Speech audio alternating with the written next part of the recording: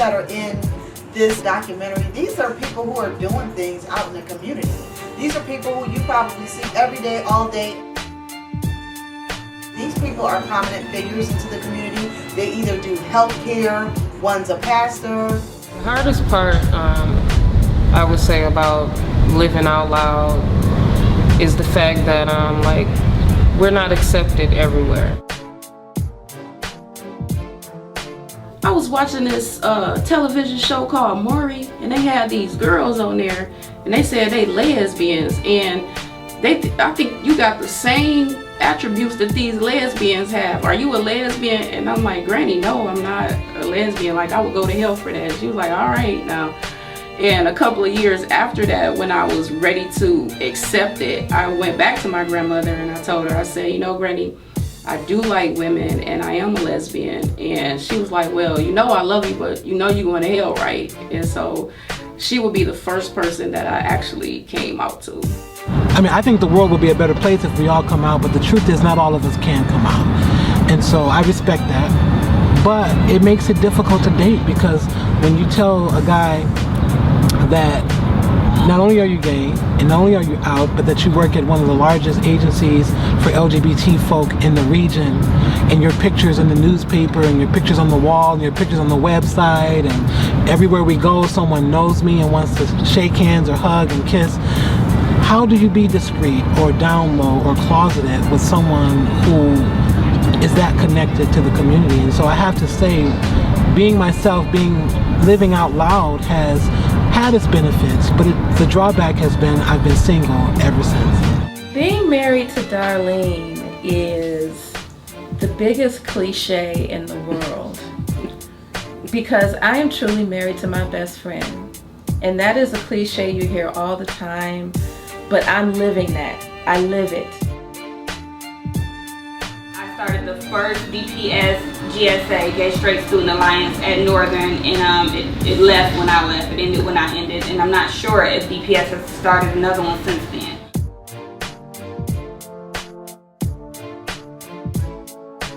I want young black men and women who are questioning themselves because of who they are. I want them to see positive role models.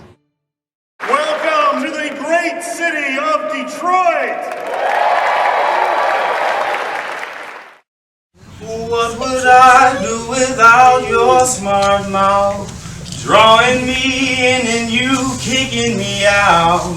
You got my head spinning, no kidding, I can't pin you down. What's going on in that beautiful mind? I'm your magical mystery ride, and I'm so busy, don't know what hit me, but Hey, I'm Dom Touch Artist Registered. I'm a massage therapist. We're in the Touch Artist Studios. If I had to give myself a label, I'd probably say that I would be classified as a stud. And in my relationships, I'm definitely the most aggressive. My name is Nkange Burkhead. I work at Alternatives for Girls, which is a women's shelter. I work with high-risk teenage girls in the Detroit area. My role in the household, I am a wife and a mother and a caretaker. The label I identify with is film. I own it, I wear it, and I am. I'm Victor Billion Walker. Some folks know me as a poet, singer, actor, activist. I currently work at Affirmations Community Center in Ferndale, where I work in the youth program, mentoring youth, something that I wish I had when I was young. I'm a single man, don't have a household, it's just me kind of roaming the planet. I identify as gay, I identify as a man, I identify as a black human doing extraordinary things. My name is Raynell. I'm a CNA. I'm also a mother, and I'm also an author as well. Hi, my name is Ladika. I am a cardiac nurse at one of the local hospitals. I don't necessarily think I have a label. I think I am quite feminine, but I don't necessarily have a label at all. And I'm Elizabeth Connors, and I am a surgical tech. I work in the operating room at Henry Ford in Detroit, #1 trauma center. And just had to throw that in there. Right. And as far as labels go, I think primarily because I had a son, I didn't take more on of the masculine kind of look and demeanor. But under the skirt and everything, I think I have more of a dominating persona. So, but I don't really care for the labels. Right. Yes, yeah, that's good. All right, I'm Larry, and I do accounting work, and I don't think I really have a necessarily role in the house. What was the other question? Label. I don't place a label on myself, and that's it. Jermaine Ryan Moore. I am a new and used car salesperson. My role in the house is everything. And I don't have a label. I'm just me. My name is Darlene Franklin. I am a caregiver for people that are afflicted with Alzheimer's. And my role in the household is the spouse of Glenda Franklin. Iology Inc., an innovative, navigational, and creative company that works with its clients from the inside out. We believe in walking our clients hand in hand, from concept creation to brand management. Our innovative process assists our clients in conceptualizing, developing, building, rebuilding, or restructuring their lives, businesses, and brands. Are you ready to be seen, heard, and remembered? Contact us at iologyinc.com.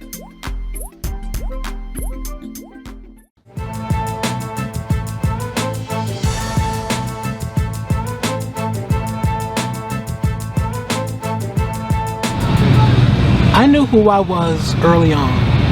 I'm talking like kindergarten.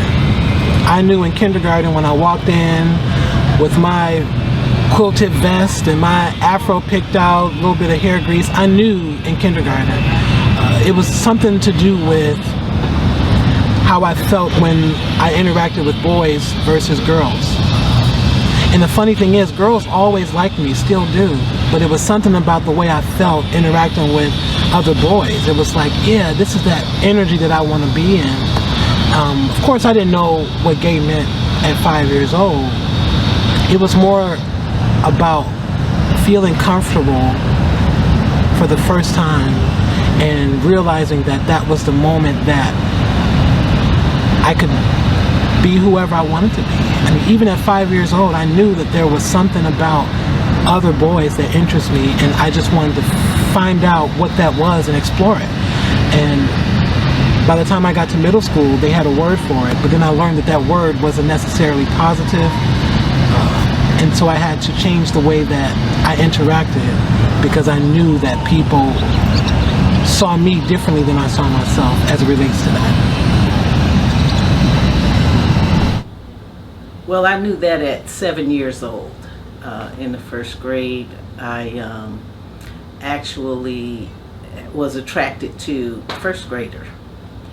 And later on, I knew that I was different. I asked my sister, I told my sister I had a girlfriend, and she told me I could not have a girlfriend because girls don't have girlfriends. And as I got a little older, that really troubled me, because I thought that it felt so right. How could it be wrong, if you will? So that's when I first knew that there was something different about me. The first time that I knew I was different was very young. It was in kindergarten, if you can believe it. I had a crush on a girl in my class, and I kissed her watching a Crest commercial. So I just always knew that I didn't understand the dynamics of being gay at the time, but I always knew that I liked little girls or women at the time. What made me know for a fact that I was different. I was a little girl, maybe about 6 or 7 years old, and I was walking to school with some classmates, another young lady and a little boy. And I remember the little boy kept like saying that he liked me and he wanted me to be his girlfriend. And I was thinking to myself, like, why? Like, that's kind of gross. I kind of like this little girl that's standing here. And it was from that point on that I started to realize that I was more so attracted to girls than I was boys. The first experience that I had that I figured that I may be different is when my mom, I probably was about 6 or 7 years old. And my mom, she had told someone that was visiting or whatever, she's like, I think he's, or whatever. And I'm like, I didn't know what that meant, but I think I knew what it meant. Huh? You know, but I think, you know, for the most part, growing up, I suppressed it, didn't even think about it, you know, didn't even really think about sexuality till I got well older. So I didn't have a crush on the kindergarten kid when I was 5 years old or anything like that. It just kind of like fell into my lap, so to speak, one of my early 20s. So I wouldn't necessarily say it's different. I mean, to society they may say it's different, but I don't think that it's different. I think we is just as normal as we come, and that's just how I feel about it. Okay. Well, for me, he used my example. I was the 5-year-old that liked the little boy that sat next to me. You know, so I just like boys. It wasn't different. It's just that's who I liked. It's kind of gay. It's not gay. It's just who I liked. Anyway, that's, you know, it wasn't different. It was regular. So that was my first experience knowing that I like boys. I remember being about 12 years old. At the time, all of my friends in school started to go boy crazy. I literally sat on the floor in my bedroom and waited. I thought like boy crazy was the thing that hit you and your brain switched and you really just started being attracted to boys. And I said, just haven't went boy crazy yet. And I waited and I waited. Yeah. So after a while, I realized it wasn't going to hit me. My first experience of feeling something was different is I was in the fourth grade. It was like the summer of 3rd grade, going into the end of the school year. And I won't say her name because God rest her soul, she's no longer here, but I had a crush on her. She wore some really nice stuff. she always smelled good too, so she didn't smell like a mother. She always smelled pretty, and she was pretty, and I just like really always wanted to be up under her, not in a nurturing kind of role, but I really liked her. And I sought her out once I became an adult, just because she never got married, never had kids. So I kind of was wondering, like, was she actually gay back then? But yeah, she wasn't. When was this? Well, I was like 8 or 9. Yeah. Like when you saw her out? I was 18. Oh, okay. Yeah. Just didn't want you to be like. No, she's dead though. Oh, okay. And as far as I'm concerned, I really never had like an experience, I don't think, on one person. I think, well, I kind of always knew when I was little, even when I was 5, that girls were pretty, you know. I guess just being attracted more so to them. But I had like my first experience. I was dating a guy. It just turned out awful. And I said, you know what? I'm not doing this anymore. I'm going to actually do what I want to. And so when I was in college, I finally had my, first experience. I started dating women. But I always wanted to, but I just never did. I think I was about 4. About 4 or 5. I can't remember when. My father was a drug addict. So he had me with him one particular day. We were out, I guess we were looking for drugs for him. But he had this friend, and it was a lady. And I guess she kind of knew that I was out of place being with all these grown men while they were searching for drugs. So I guess she took it upon herself to make sure that I was okay. So she leaned down and kind of patted me on the head, and she was She was sexy. She's real sexy. I don't know if I knew that before, but she was like, "Baby, you okay? Want some candy?" And from that, I felt funny a little bit, but I knew that I liked her, and I wanted to know where she was, if she still had some more candy. So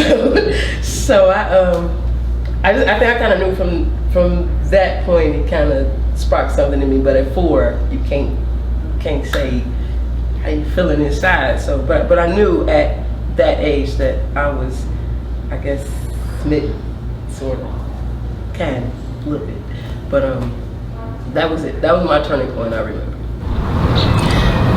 The first thing that happened to me, where I noticed that I was a bit different from everyone else, I think it was the fact that my cousin and I, we used to stay up late at night. At this time we were about 14, 15 years old, and we would get on Black Planet and we would look at all the lesbians, and I felt like I was a part of them, you know, so eventually I ended up trying it for myself. I always thought my friends were cute, like my girlfriends and stuff like that. But I guess I was in denial. So the very first time, like I said, I always thought girls were very attractive. My very first experience with a girl, I was a freshman in college, and we played on the same basketball team together. So. Elevation Nation Media Group, an entertainment agent for media coverage and access. We create and produce inspired development video and audio content, such as films, short films, documentaries, talk shows, transformational reality shows, radio shows, podcasts, PSAs, commercials, video profiles, and video resumes. Why Elevation Nation Media Group? Because we elevate you by any means necessary. Contact us at www.elevationnationmedia.com. What do you say to those who think that being lesbian or gay is all about sex? I'm not the ambassador for gay people and sex, so it's really none of their business. So when they ask that or say that, I just say, so what? I don't agree that that's the truth, but it's like, so what? Straight people spend more time thinking about what I do and than their own. And maybe the marriage rate wouldn't be, or divorce rate wouldn't be so bad if they mind their own business. That's true. Who I have sex with is up to me. And being gay is not about sex. It's more about who I have significant relationships with. So I don't even entertain the question. What about the lesbian or the gay guy that's never had sex with anyone? Does that make them not a lesbian? Does that make them not homosexual? It doesn't. So it's not all about sex. It's about intimacy. It's about, and a lot of times it's not even about intimacy. It's just like the state of your mind and who you're attracted to, who you want to fall in love with. So it's not even always connected to sex, because we're all human beings. Everyone can be sexual with anyone, for that matter. It's about your heart. Because you got hoes on both sides of the spectrum. Yeah, that's true. This is true. But what it amounts to is that they know nothing about, they think that our lives are foreign. Exactly. So the first thing they can think of that's comparable to their life is a sexual experience, because otherwise we're pretty normal. Right. And so I think, especially for men, I think when men sometimes seem resistant to gay men, for example, because I guess in the picture of a man and a man, they're thinking where they fit. Mm-hmm. And if they're straight, they're probably not even thinking that they fit. And if they did, it's either who's pitching, who's catching. And either way, they don't see themselves in that. But I think at the end of the day, we should spend more time loving each other than sexing somebody down. And I think if they focus on that, they probably really see us more like they see themselves. You think that the heterosexual community needs to reduce us to a sex act? Because other than that, they're no different from us. Mm-hmm. If the only thing that makes me different from a heterosexual woman, besides how fly I am, is the fact that I have sex with women instead of men. I go to work, I raise a child, I'm a wife, I clean up, I do everything else. But she needs to be a heterosexual woman, is the she in this. She needs to be different from me. she cannot be a lesbian. She can't be just like this woman who's going to hell, who's doing this evil deed, who's doing whatever she's reduced me to. So what she needs to focus on is our difference, and that will be the sex. And I think also with the HIV and STI and STD spreading so much in our community, a couple of things. People say we have a lot of reckless sex, but we have to remember that our love that wasn't just sex had to be hidden and masked for so long that we still to this day we can't get married everywhere. So if you can't get married, you're not allowed these unions where you can have a healthy sexual relationship with one person. You may do things that are more reckless and explore, because you have to do everything in secret and in the closet, and you can't date and bring this person around your family and do all of these things that help build these strong one-on-one unions that straight people are privileged to.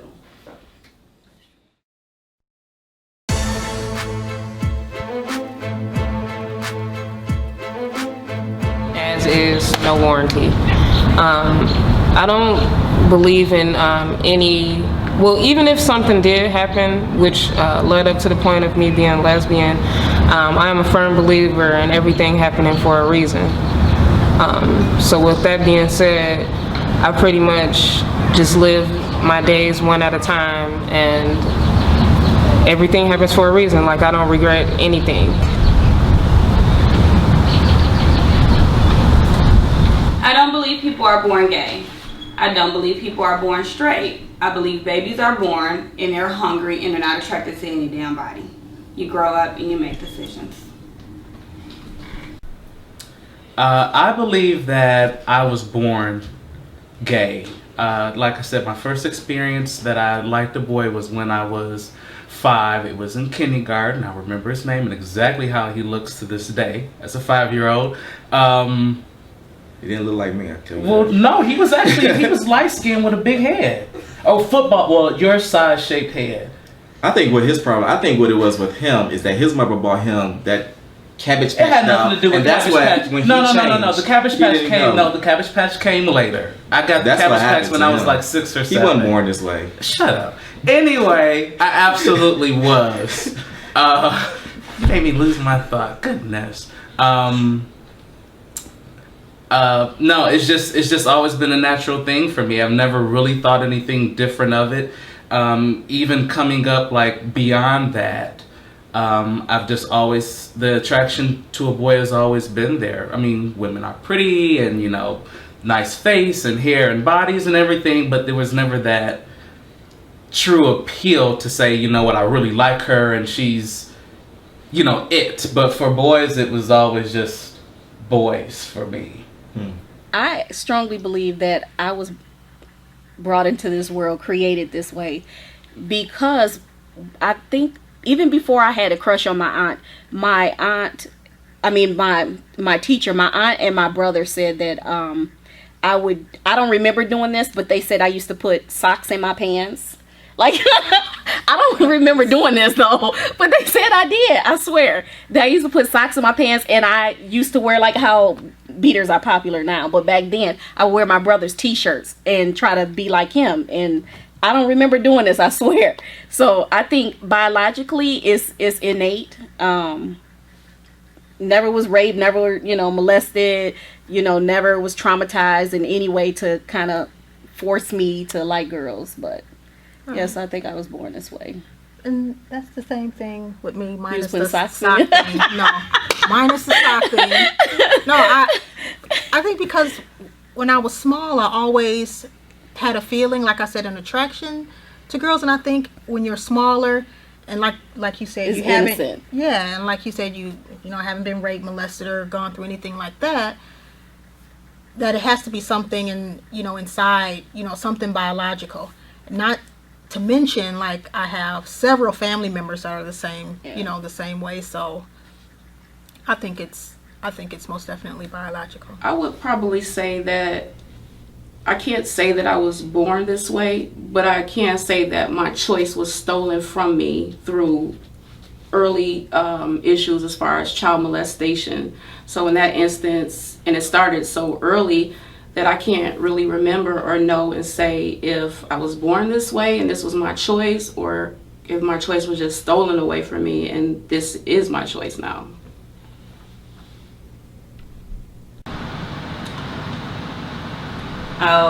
I'd have to say that I actually would probably believe that I came in this way, even though, like I said, I was always in denial. I mean, people always would accuse me ever since I was in elementary school, like, you know, just calling me gay, and I just was like, no, I'm not.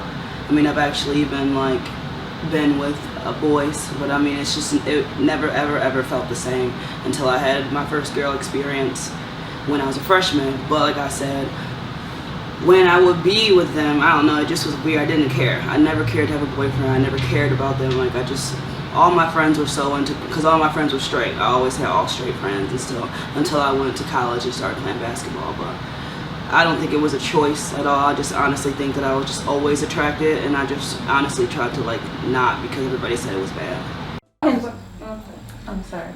I can identify basically with what each of you have said, because on the one hand, there's a part of me that wish I could have embraced who I was at a much younger age, as a teenager. But on the other hand, because of the experiences that I've had, including marrying a man and having children and all of that, I do feel that is a part that has made me who I am. Mm-hmm. And I wonder, if I hadn't gone through all of the specific experiences that I have, who would I be? And just like you said, I would have had a group of different experiences, and probably would want to change some of those if I could. So I'm feeling grateful and being able to embrace who I am today and the person who I'm going to be tomorrow that I'm not familiar with yet. The name of this poem is State of Emergency. I wrote it for a number of young men who committed suicide some years ago as a result of being bullied for being gay or being perceived as gay. When I cry, tears leave my swollen eyes, scatter aimless, chasing pavements, looking for a new arrangement to quench the thirst. I've been looking for my soul since birth. Even contemplated selling my worth to escape the hurt. Ran clean to the edge of the earth. I was looking for a brand new bag, something special that I never had. Trying hard cause I needed bad. As I was searching for truth, all I found was you, and now I'm heartless and broken too. I was cut from the light within, hope it shines again, so bright that it cleansed the sin. I'll be reborn, pure growth from the weight of the storm. Keep going till we break the dawn. Unsavory tongues spit fire to the peace arise. Let it simmer cause it's deep inside. If it's out of our reach, we can flow it like it's blood in the street, so we can grow it if it gets too deep. If it stains our souls, we can have it till we all grow old and be the stories that remain untold. Hopeless.